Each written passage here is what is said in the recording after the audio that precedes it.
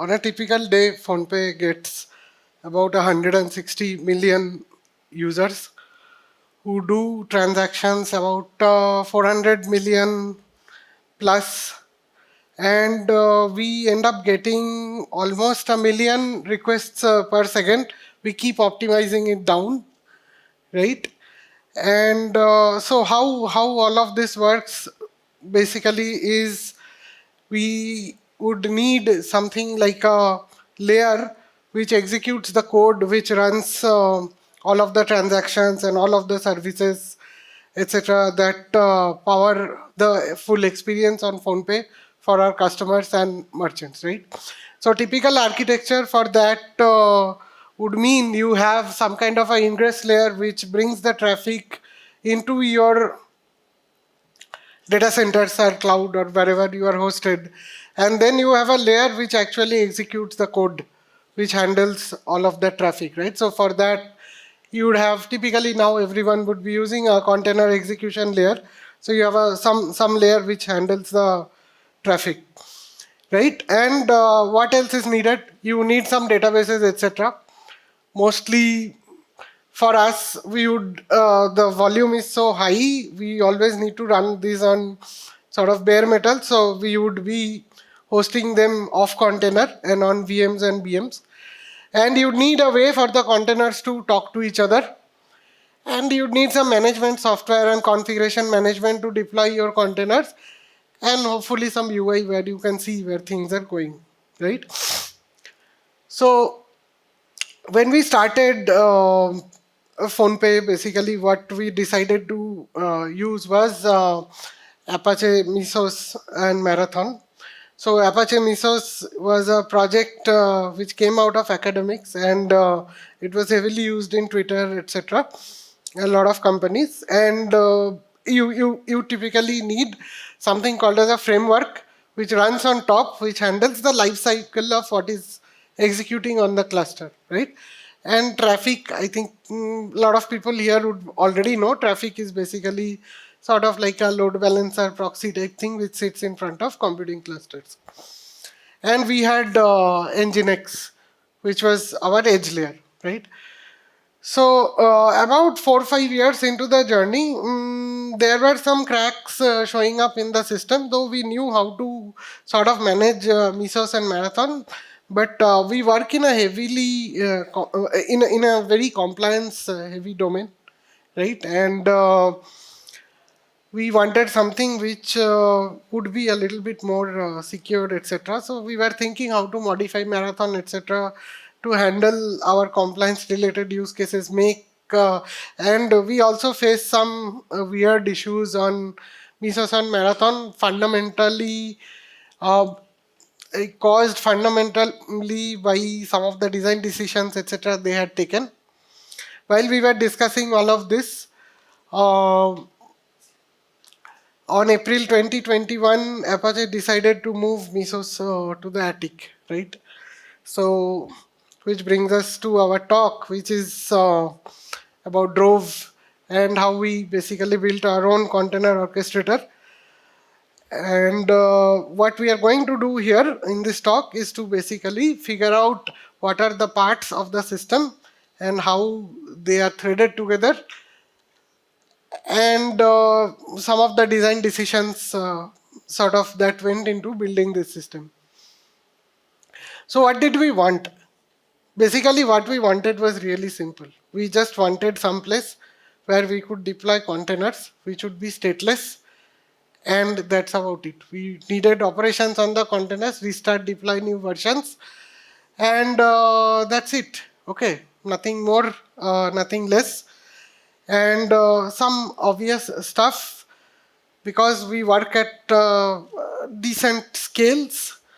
We want the system to be like really simple, easily debuggable, fast recovery, and not without many single points of failure, right? And we are in the payments business. For those of you who don't know, like the margins are like really, really thin. Okay, so that means you extract as much from what you have. You don't have the luxury of throwing around a lot of hardware and uh, you know, cloud infrastructure and stuff like that, right? So, and over the 5 years, we had also learned the common failure patterns. So if we could handle some of them, it would be really good, right? So, and what actually worked out for us, and what we did not actually want to touch and or change.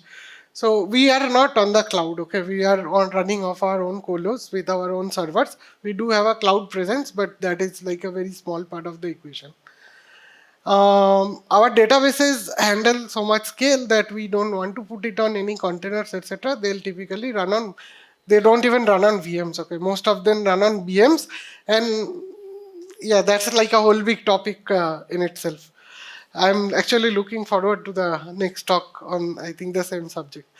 The other thing is we have a working service discovery, okay, which is powered by, there is a blog post around this, which is powered by a library which I had written when I was working in Flipkart.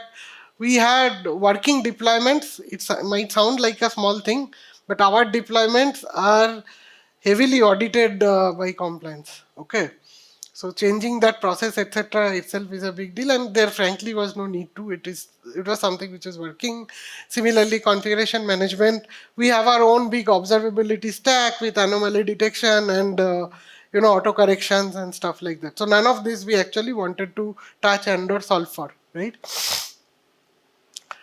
So what is drove, like what are the different parts, right?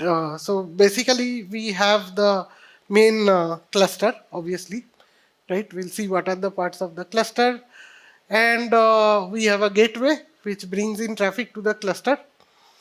We have a CLI to interact with it, and we have a dashboard which is kind of part of the cluster itself, and we have like the DNS system which we can do some stuff with, right? So yeah, so like not many moving pieces, like these are the pieces we have. So what is the cluster? So cluster, typically there you need one metadata store to store the cluster metadata, and for some coordination. Zookeeper, old fashioned, battle tested everywhere, really big companies, works really well, actively developed. It does solve for what it needs to solve for, and whatever we wanted it solves for, right? And then basically we have the controller, which is the brains of the system. It does a few things. Actually, it does all of the things. It does the resource allocation. It manages the cluster topology, as in what is where, like where the what resources are there, what is up, what is down. It will also do the outage management, right? And it gives out information, and yeah, that's kind of, as you can understand, it's mostly like the brain of the system, right? And then you have the actual executor. So executors are where the containers run, right? And what happens is basically the controller sends commands to the executor to spin up a container. It will do the lifecycle management, etc., of the container, and it keeps providing updates of what is used, what is unused, and so on and so forth. Right, so we have mostly covered this part. I just wanted to do small thing, which basically we use both Docker and Podman. Podman because we have certain installations on Red Hat Enterprise, so they use Podman. So our system works well with Podman, right? So what can we deploy? We can basically deploy applications. Applications are basically services. They can expose ports, and they're long running processes. We have tasks, which are small containers which you spin up. Let's say, for example, you want to do some kind of reconciliation between A and B. You spin up a container, it will run the DB query, do recon across 5 systems, and it doesn't expose a port. Then we also have something called as local service, but this is more for operationalizing use cases. Local service is something which will spin up on all of your executors. Let's say, for example, you have a metric collector. Okay, so that you need on every single machine, right? So it will spin up, or a log tailor and stuff like that. So this is mainly for operationalizing stuff inside Drove. Okay, so one of the things we decided to do was try to extract as much performance from the hardware we had. So typically a server nowadays will have multiple CPUs. So they are the NUMA nodes that you have, right? And in a lot of the systems, they typically tend to abstract away the architecture of the system. We decided to embrace it. Okay. And you get a lot of difference in performance. So let's say you have some kind of an ML model running which does a lot of in-memory operations. So these are the 4 cores, right? So let's say you have 2 nodes, 4 cores. So you have a container running here using memory here versus a container running here and using this memory, right? You would get a lot more performance. What is the other thing we wanted to do is stop containers from stepping on each other's toes. Okay, so we decided to bake it in like this, which is basically for the OS we would reserve some cores. Okay, Drove doesn't do it. Drove doesn't need to do it. You can configure it in your systemd init script. You allocate 4 say CPUs. There is a simplified version, but one core from both to the OS, right? And a percentage of memory. You don't expose all of the memory as available. You say expose 80% of the memory. So those 4 cores, or in this case 2 cores, and that 10% memory is what your operating system gets to use. Rest of the cores is basically exposed to Drove along with the NUMA topology of the executor. Okay, it's all exposed to the controller, right? And then basically when we allocate a container, it will take cores only from a single NUMA node, and memory will also get allocated from that NUMA node. So we are right now working on doing GPU allocation also like this. So that should be out in the open source version, I guess, in 1 or 2 months, right? And the way you can share is basic. Oh, but all the cores are CPU set. Okay, so when a code is allocated to a container, it is not shared with anybody else. For testing environments, etc., it becomes a little expensive. So what you do is you have we have something called as multipliers. So this 4 cores will be 3 cores will show up. You can make it show up as 30 or maybe 12. So what will happen is it will still be the same. It will still be one container, but the code will be shared by 4 containers in that case, whatever is your multiplier. So that way you also get to share. It's a very simple model. You can turn this off. We do turn it off in our environment. There also it is still NUMA, but everything will show up as one NUMA node, okay, in a virtual manner.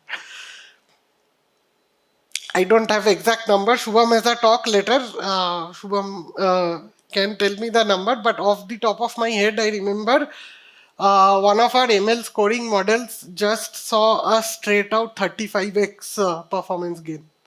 Okay, just by moving to this model, right? Simple basics. Nothing like there's nothing special going on here. Like the whole code of Drove is, I think, around 24,000 lines. With testing code, it would be, I think with testing code, it's about 30,000 lines total. Okay. Yeah. So container placement, you have some options. You can do it as any, which is what I typically recommend everyone to use. Just do any, it will go everywhere. You can do 1 per host, n per host. You can tag specific executors. Let's say if you have executors which have GPUs, and you are deploying an LLM that you want to run on those machines only and nothing else to come in, you tag the executor as, say, for example, has GPU. And when during deployment, you say you place these containers only on machines that have GPU. Okay, so like that. We have a composite one where you can basically do 1 per host plus tag based and so on and so forth. And this is the new one which I just merged, I think, couple of weeks back, which is rule based, where you can create complex rules in MWell, or there's another language which I had written, which I don't recommend anyone use, called Hope, but mostly MWell. Okay, there you can do a little bit of interesting stuff. Like say why this is needed is, let's say, as your company grows, right, you get machines of different types, right? So for example, you got some old Skylake machines, you got some Ice Lake machines. Now you have spanking new AMD Threadrippers. So per core performance differs a little bit here and there, right? So you, if your service is taking a lot of traffic, our typical service would take like a million RPS, 500,000 RPS, 800,000 RPS. It's very common. So at that scale, it creates a difference. So with a rule, you can say, okay, put, if your Ice Lake is say 2x faster than your Skylake, you can say place 2x more containers on Ice Lake versus what you're putting on Skylake. And we've also added properties, etc. to executors, so all these details can be exposed. So this is what the dashboard looks like. Some information, number of cores, memory, how many are running. This is the coefficient of variance of allocation. So if this goes, there are some ranges. You can see how much the balance is in the cluster. You can rebalance a little bit if you want, right? So it gives out some of the, so this is embedded in the controller only. You don't need to deploy anything else for this. So auth, there are three type of auth which is basically present. One is the user to controller. In the open source version, we only have the OSS username password. And for API calls, obviously, you would need basic auth with that username password. And in our internal version, we also have support for auth using our own auth. We have our own auth service, so we have support for that. It is modular, it can be easily built, external support. Why, etc. we can discuss later. But yeah, so it has roles. You have read-only roles where, by the way, that console is completely read-only, okay. You can't make any changes from that. You can download logs, etc. from there. And yeah, so we have read-only, read-write, and maintenance, where you can change some cluster configuration, blacklist nodes, and so on. We have a different secret-based auth between controller and executor. You don't have to add an executor to the cluster. It was a conscious design decision. If it comes up and is able to ping successfully, it gets added to the cluster, especially for situations where you have executors which are also on autoscalers. Having not needing to have that extra step to add that to the cluster basically speeds things up everywhere. And then you have something called as a controller container auth, which is needed. So when a container starts up, Drove will inject a auth token into it. And you can use Drove's libraries to discover your peer. Like it can make a call to the control, specific APIs on the controller to discover your peers. So let's say if you have some kind of clustering software like Hazelcast or Ignite or something like that, where I don't know, there are a lot more now, right? So if you need to discover your peers, you can use that token to find your peers. Okay. So these are the three type of auth we support. So what is the next thing that we need to done? We basically need the containers to have some kind of configuration available to them. So we provide a total of 4 types of configuration. One is, so spec is how you define an application or a task or something, right? So you can embed the configuration directly into the spec, right? So that is the inline mode. The second one is you can place a configuration on the executor by whatever you have, like Salt or Ansible or whatever you're running, and you can load it into the container. Okay, you can give the path name, etc. Load it into the controller. The other one is you can provide endpoints to the executor, and it will fetch the config directly from the executor and inject it into your container as a config map or whatever it's called, right? It's available as a file or directory or whatever. The fourth one is similar, but in this case, the controller will pull the config and distribute it to the executors. We have the two modes because of to give some flexibility across different firewall zones. Okay, in the last mode, your executors don't need direct connectivity to the config service, for example. Okay, so yeah, so this is how all the configuration gets injected into the containers. Uh, Next, you need to see what is going on. So all the metrics for the cluster are available over HTTP from the controller, and individual container etc. metrics are available again on HTTP on the executor. We do not enforce any specific collector etc. You can bring your own collector to collect the metrics. Okay. And now with local services, it is much more easier. Basically, you can just deploy a service which will fetch all the config. Besides this, we also emit a lot of events, and there are APIs which you can subscribe to basically poll and find all the new events. There are no push APIs, there is no WebSocket, there is nothing like that. Okay, the code is as simple as possible because I have to maintain it along with 200 other things I have to do. Okay, so yeah. So yeah, so you have events and plus a special audit logs which basically come into your this thing for all human tasks. If you are logging in as a human being, your actions will get logged in the audit log.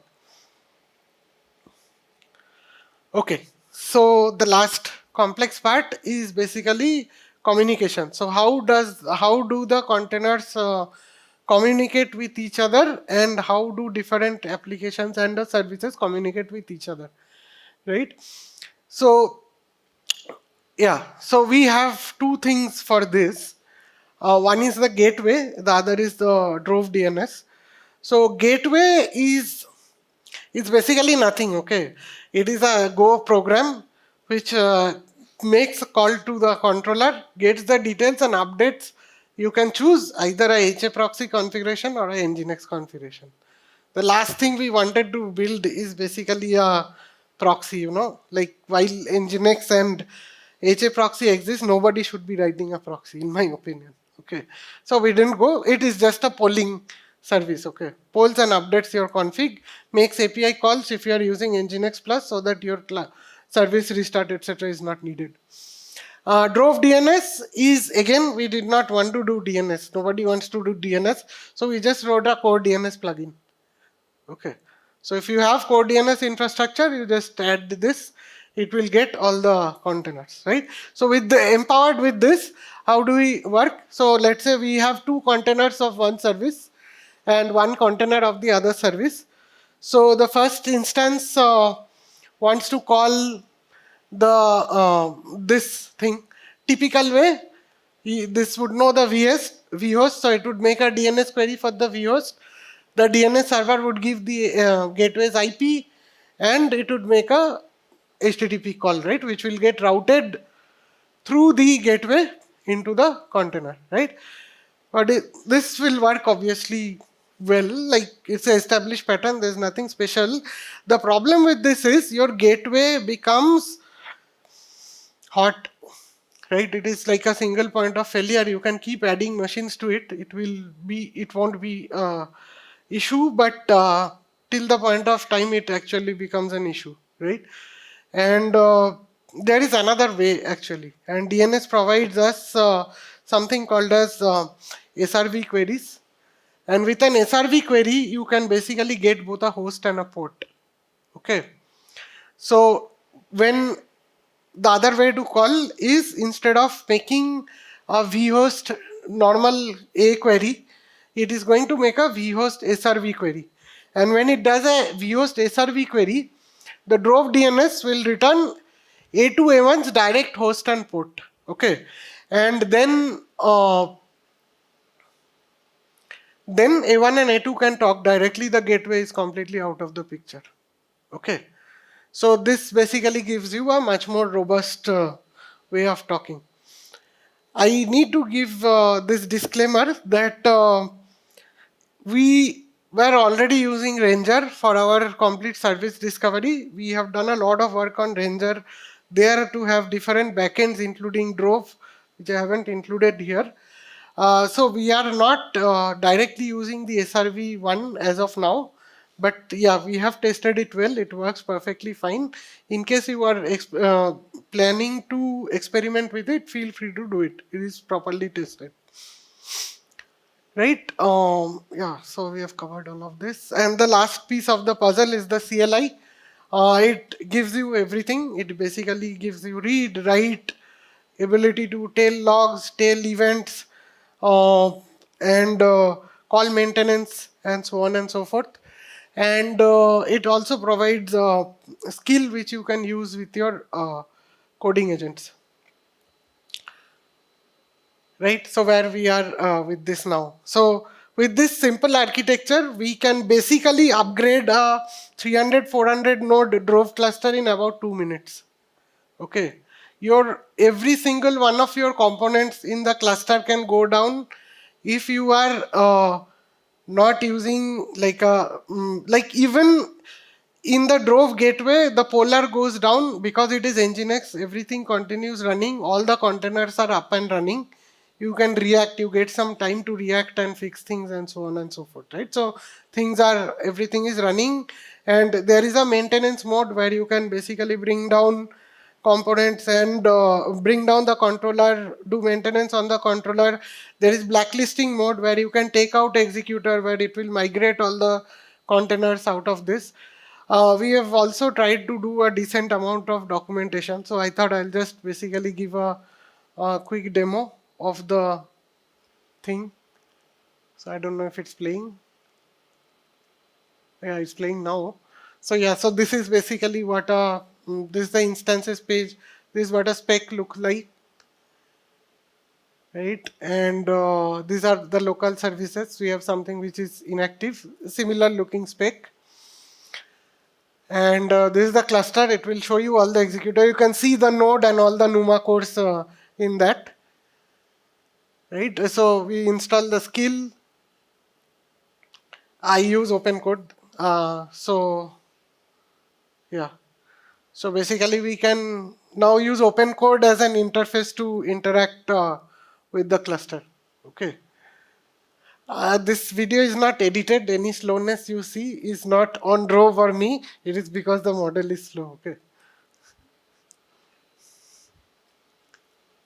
So the skill enforces that it install or find, and if not, it will install. So it does a ping, finds everything, things are there. It sees it's in monitoring state, right? So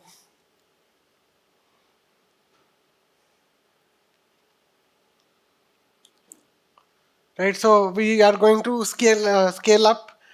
So and the scale up you can do in parallel also. All of these things are configurable. How much parallel you can go, and stuff like that. So containers are up. Right, you can see it became from scaling to running. So this guy has come back saying, okay, it is running now. So we are going to deploy a task now, right? There are some sample tasks available on the Drove repo. So I'm using that to create a task. In the sample task, there is something called as iteration. So it will just bring hello, hello, hello, hello once every second. So I just told it to start something with 30, I think 30 iterations. So it is going to do that. This is slow model, okay, not slow Drove.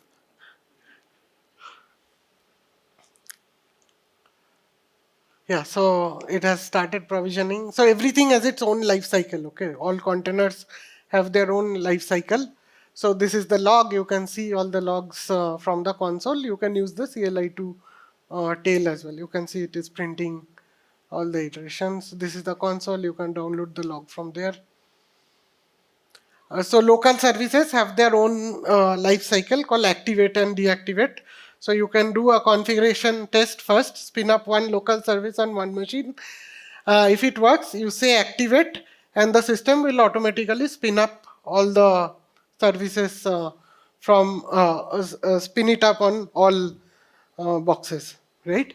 Any containers go down, controller is always monitoring, it will spin up on a different box. Any executor goes down, equivalent stuff, it will always try to bring the system back to equilibrium. Okay, so all that the controller will do, right? Yeah. So uh, at PhonePe, we are everything runs on this now. All containers. Okay, every single one of your transactions um, is going through this. So we have 300,000 cores, about 2 petabytes of memory, 50,000. It's actually around 60,000 containers, 3,700 plus executors, 75 clusters. It is deployed on all kinds of architectures. Machines having GPU, without having GPU, Intel, AMD, ARM, macOS, Ubuntu, RHEL, etc. We deploy all of our models, like whatever is running. We are currently running Kimi, Quen, a bunch of Quen VL and so on. Everything is running on GPU machines on this. All of our computations, Debezium pipelines, data warehousing jobs, everything runs on this. One of the cool things that we also have is we can spin up Android emulators on Drove. Okay, so a lot of our testing, QA testing on app actually happens on this. So this has Drove has support for device mounting. So you mount your KVM, dev KVM into container, and you can spin up emulators on this, right? So yeah, so I guess that's about it. There are some stuff which we are looking at, which is we are doing the NUMA aware GPU resource management. You can slice your GPUs and allocate smaller models and so on. We are thinking of stateful containers, but primarily for testing environments. Um, the scheduling is currently built in. With increasing complexity, we are thinking of exposing an external interface, so you can deploy maybe an LLM powered algorithm or something to optimize the placement of containers based on external factors. And there is a branch I have without ZK, but mostly I'm gonna kill it. Okay, it's been working fine for us right now. Yeah, questions? Uh, yes. It's not a technical question, by the way. Yes. It's running everything that you just showed. Can you? It's running everything that you just showed Yes. for PhonePe. Yes. Before you actually, when Apache said no more of that old solution, Yeah. how easy was it for management to say that yes, this is going to be running the work, this is going to be our workhorse? Right now, it's obviously battle tested. What did that look like? We don't generally work with safety nets. Okay. I And think that's the only way to get things done. Like, you don't have a safety net. And there is a whole big safety net if we need it big and complex, but it is still there, which is Kubernetes, right? You could always take a look at that if this thing didn't work out. And then how did it look in the, you are in a compliance space, regulated area. Yeah, yeah. How did that look like? No safety nets, but still being able to, work this whole thing out. It's a pretty big bet. How did that look like? I mean, look like as in, can you rephrase your question a little Absolutely. bit? Yeah. Regulators generally want to see static solutions which don't change very often. They say, Yes. oh, this is well But tested. there have been situations, so we run a lot of our own custom stuff. Okay, Drove is one of them. Shubham will talk about the other one. So we are used to basically running auditors through our code. Okay. So they'll sit with us and they're like very good generally at this kind of stuff. I get where you're coming from, but yeah, you have to spend more time. And we also have a really good compliance team, very technical, so they can handle field a lot of questions, and we happily sit with the auditors and run them through. And it's very small. Okay, you can actually go through the whole code in, I guess, one evening. So it's not that difficult. Fantastic. Thank you. I'd love to learn more about the compliance bit whenever you have an opportunity. Yeah. We actually have a Discord. If you go to the site, Okay. there's a Discord. You can go join that and ask questions. All right. Perfect. Be happy to Thank you. Yeah. Shantanu, something very obvious. Why not Kubernetes? Battle tested container It wasn't so optimization. battle tested that time, It has and the it is really complex. Okay, it solves a lot of problems which we did not have. At some point of time, you need to maybe take a pause and think, okay, do we need this big thing which can do a lot of stuff, has 800,000 lines of code. Uh, do we actually need all of this, or basically we can apply some first principles, and we know what works. See, 5 year, like when 2021, we were not so small. Okay, so we know what works, what doesn't work, how our see, this kind of things. The problem is you are not only changing a tech stack. Okay, please sit. You are not only changing a tech stack. You are changing a lot of things. You are changing a process. Okay, you are changing your compliance, and there's cost associated to every one of them, right? And here I can sit with a couple of people from SRE team, build it out, right? Get test, deploy, and slowly take it live. It works for us, rather than people having to learn like a huge stack with its own nuances, which people wrote maybe to solve their problem. At some point of time, I think we should be okay to take a step back, look at the forest, and roll up our sleeves and write some code. So once you move to stateful containers, you would still need something like an operator, which they have, like, Actually, isn't the it? thing is, one of the things PhonePe does is basically we invest a lot in open source. So I don't know how many people know here. There is a distributed file system called GlusterFS. So the global project lead and a part of their plane, etc., they work for us. So what we want to do, I am not excited about the stateful containers. I am more excited about what we are trying to do is bring block storage on top of GlusterFS. This is just a small use case. I can deploy a local service container which basically provides the binding, right, to the engine running there.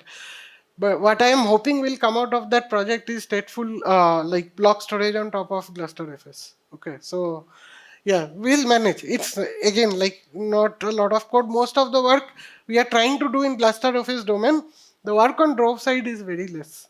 Got it. Thank you. Yeah, You being very humble, but it's mind-boggling for us to just this comprehend this one. it's Uh, very simple. By the way, yeah. there's nothing complicated No, in like this. we use like cloud everywhere, so it feels pretty much like mind-boggling. So my question is around like not like on this one. Like I want to ask like on application service developer, like what are the abstraction you provide? Like I mean, people go and provision their cluster and deploy their services, or you have one cluster for all services in the PhonePe? There's no cluster.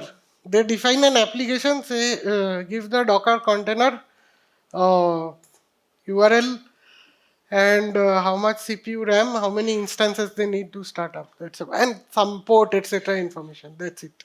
Then There's no cluster definition, nothing like that. and See, we don't need it no, no, I mean, because okay. one of the reasons why you need it is basically bounding of the resources. Yeah. But the way our schedulers work, they don't anyway share anything. Course, when your container comes up, it has its own course. I don't care what is running. Network could be an issue, but typically nowadays data centers network bandwidth is, it would be difficult for application level software to exhaust a machine's bandwidth. On like that regards, I mean, in terms of let's say some isolations, like one is like noisy neighbor. Like how do you like manage such that like some services not asking like too much of resources in terms of like What? Too much of what as in resources? like number of containers and cores they ask such that I mean Don't care. Everything is isolated. Why do and I care? with the auto scaling as in like does like do you like provision upfront that for this service like is this the maximum limit or We have again. This is something we did not build for Drove. We already had our own autoscaler, which looks at metrics and keeps scaling. So when you deploy your container, you deploy n number of containers at start. Then the autoscaler will take over and keep spinning up and down. no, my question is let's say as a service owner if I ask for like very big like I mean a window of like auto scaling right and many such services like start doing that so I mean will it not create like noisy neighbor problem where No. basically Noisy neighbor is a problem if you are sharing resources. If the you are noisy in an neighbor is apartment and you have a noisy neighbor, it's only a problem if you are sharing a wall. If you have 200 meters gap with that guy, why do you care? Let him rave all night. but you deploy in like your own data centers. So then like do you have like those many machines available, or like you how to like actual hardware level at a 300,000 cores you saw, na? We have all the on time, the, all the time. yeah. Okay, and like We do shut down some machines here and there, but I mean, we don't not get a lot of traffic throughout the day. Like our downtime is very less. Like understand. Okay. you understand, no, PhonePe everyone is using all the time. Like even late night, there will be some less traffic. Obviously, we have peak and trough in our traffic as well, but it's not low enough to, spin down bare metals completely. Right? We do spin down some containers because at night some tasks like daily recon and so on and so forth, the spare capacity is used up by those tasks during that time. So then like you do the capacity planning across the PhonePe, like We do Sorry, across. can we? okay. Sorry, you can catch him offline. Okay. You Yeah, can yeah, we comment on do. We his, do it to finish off this. Yes, we do it across the company. Okay, thanks. Yeah. So just to extend, right? I had a question of my own. Just extending what Monish asked. Looking back, what's the tipping point when you, in general, decide to build something of your own versus something that exists out there? Is it more about the kind of business, PhonePe, where reliability is very important, or it's mostly about the tech stacks that are existing? They are bloated. They don't solve the problem for you. What's the day-to-day culture and decision-making process that goes Actually, into? I think it is neither of them. Hmm. Okay, I think it is always what you do is always a function of what capabilities you have available, right? What is you play? You should always play to your strengths. The thing is, for us, this sort of made sense. This was like a simple enough problem which we could pick up, manage, and have like whatever processes we had, which are fairly robust, not change them too much. At the same time, I at this point of PhonePe, I say for example would not pick up writing a RDBMS. So yeah, we have whatever we have, and we have to pick our bets accordingly.